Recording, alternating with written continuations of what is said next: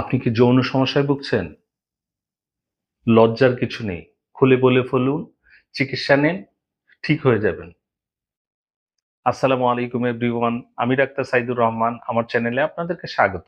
আসুন সেবা করি, চিকিৎসাকে সহজ করি।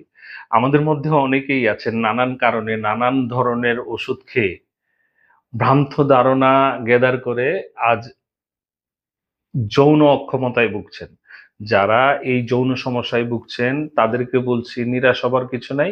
২ টা মেডিসিন বলে দিচ্ছি। এই মেডিসিনগুলি যদি প্রপার ভাবে নিতে পারেন, আপনি এই সমস্যা থেকে বেরিয়ে আসতে পারবেন ইনশাআল্লাহ।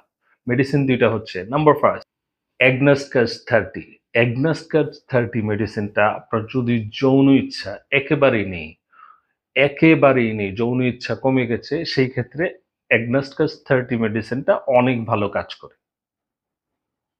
নাম্বার 2 সেলেনিয়াম 30 সেলেনিয়াম 30 মেডিসিনটা আপনার দুর্বলতা থেকে আপনাকে চাঙ্গা করে তুলবে।